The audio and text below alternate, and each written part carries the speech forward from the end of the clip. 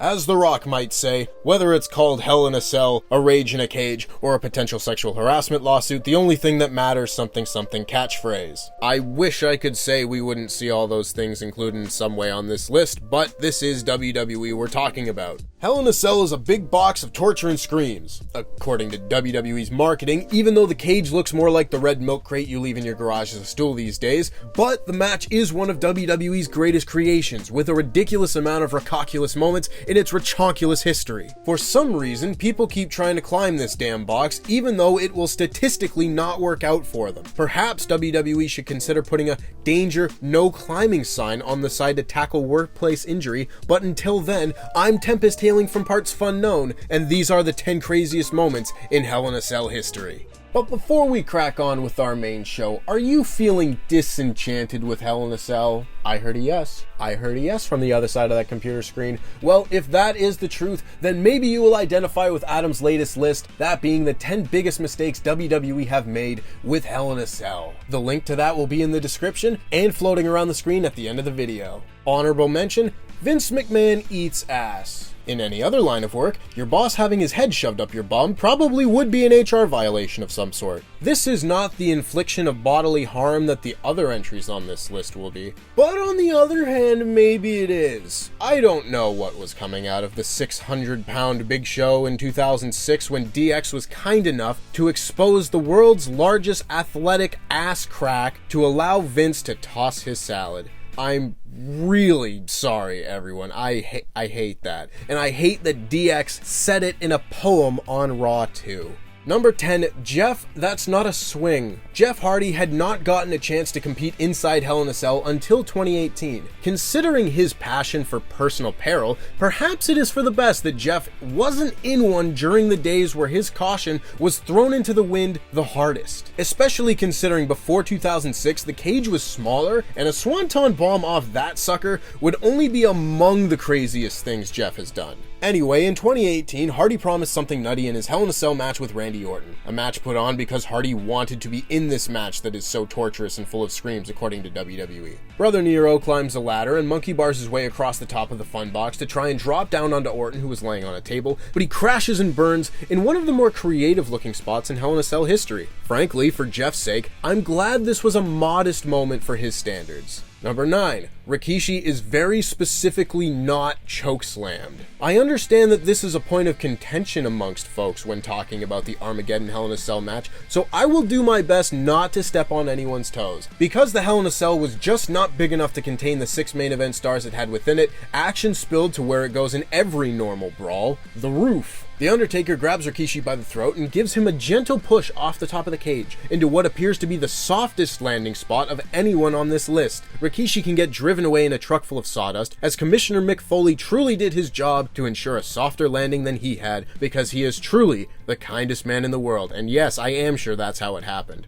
Number 8, Edge is sent to literal hell. In case you thought a ladder swing and a pickup truck weren't goofy enough for this list, how do you feel about a literal exorcism being performed via chokeslam? Edge had been a thorn in the Undertaker's side for much of 2007 and 2008, and at SummerSlam 2008, it was time to blow off the whole feud. Undertaker beat Edge in a very fun match, and that appeared to be the night's work, when the Undertaker took this reasonably serious match and realized it wasn't set to spooky, flipped the switch, and proceeded to chokeslam Edge off a ladder, through the ring, into the fiery depths of hell. Yes, your move now, atheists. How do you explain that? Balls of flame would shoot out of the opening as the top heel of SmackDown literally burned in hell for his sins. If you're looking for a heel to get their comeuppance, you really can't ask for more than that.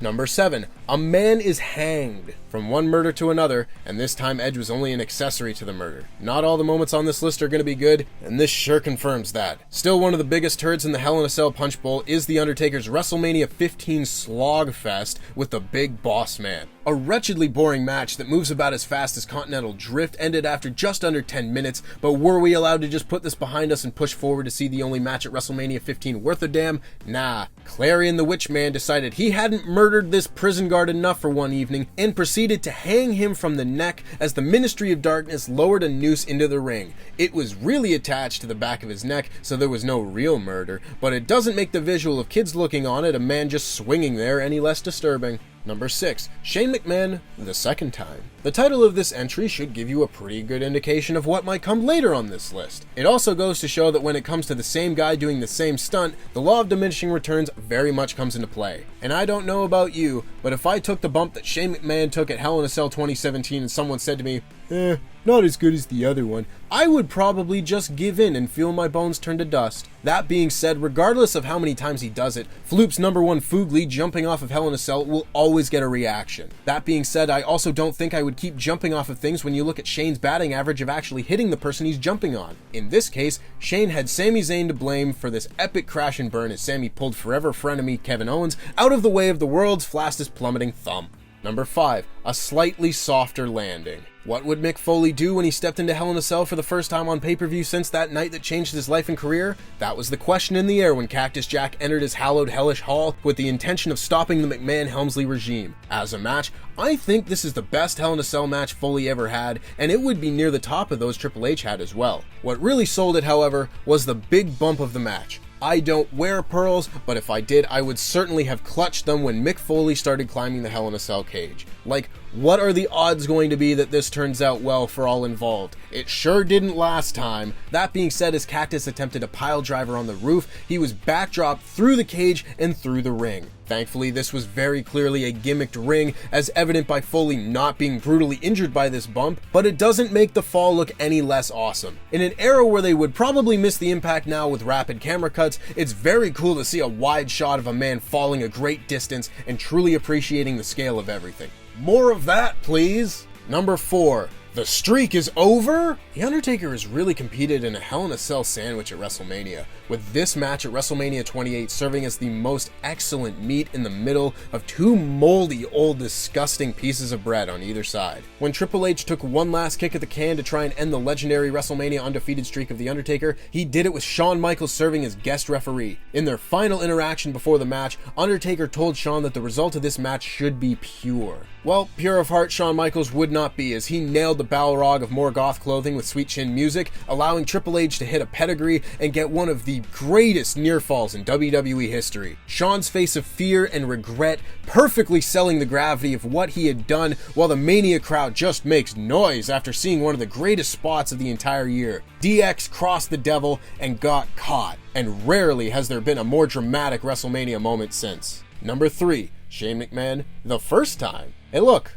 a moldy old disgusting piece of bread. I really have no idea why this match needed to be so long. Like, in what world does any Shane McMahon match need to clock in at over 30 minutes? If this was like a 9-minute match that was just a sprint to the finish with some fun spots and then a huge moment, this might be a classic. But if my grandmother had wheels, she'd be a bike, and this match ain't no classic. Shane McMahon's Swan Dive is legitimately one of the most insane bumps ever taken in a wrestling match, even if it is made significantly worse by Michael Cole being his Michael Cole self. He was probably so proud of that "for the love of mankind" line. He probably thought that was so clever. Regardless of the moldy old disgusting piece of bread quality of the match, this spot still manages to transcend that and remain memorable even with a 30-minute albatross weighing it down. Number 2. That's gotta be Kane.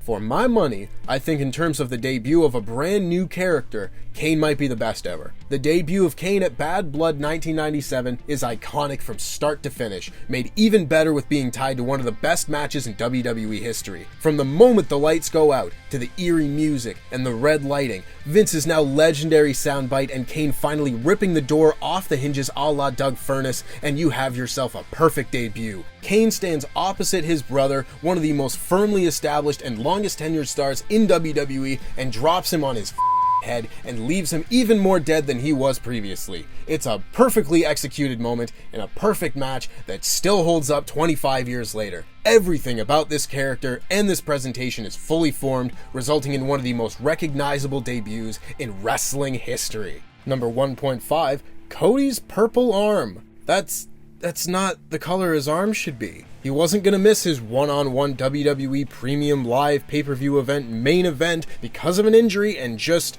holy sh**.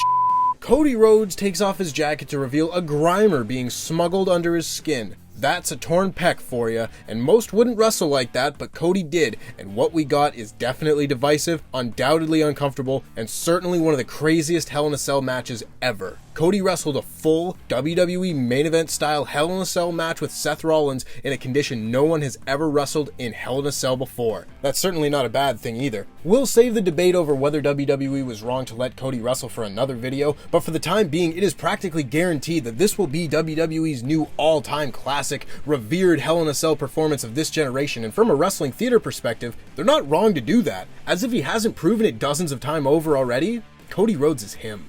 And number 1, as God is my witness. You could write this list 1,000 times and all 1,000 versions would have this at the top. As recently mentioned in our list of times wrestlers lost teeth mid-match, this match is pretty gosh darn famous, and I'm going to proceed under the assumption that everyone here has a pretty good idea of what I'm talking about. If not, I might have to start coming up with more jokes about how people live under rocks. Watching Mankind versus The Undertaker from King of the Ring 1998 through today's eyes is very interesting. We all as wrestling fans have been very desensitized to a lot of shit over the years, and that is not to say this bump isn't mind-blowing, but people do jump off Hell in a Cell with medium regularity these days. Like, I watched Jeff Hardy jump onto Randy Orton before I saw this, and that might make the older crowd throw up in their mouths, but what can I say? Don't choke, Grandpa. But when you see things like Jeff Hardy jump off the set on Raw, they don't seem too different. With years of escalation, wrestling fans take a lot to be surprised these days, but when this match took place, everyone watching was shown something they had never seen before, and it became one of the most quintessential matches in all of wrestling. Mick Foley's contributions to wrestling really shine through in moments like this, and I really do think that he can never be given enough credit for what he put his body through in matches like this, but throughout his entire career as well. I don't know when this turned into a Mick Foley appreciation video, but it'll end as one. Thank you, Mick Foley, and good night. And that's our list. If you want to hear us talk about Mick Foley some more, let us know in the comments below. I mean, I'll always talk about Mick Foley. He's one of the best of all time and one of my personal favorites. That being said, if you want to hear more about where WWE went wrong with Hell in a Cell, make sure you check out Adam's video right here on the screen, where he breaks down the 10 biggest mistakes WWE made with the big red box.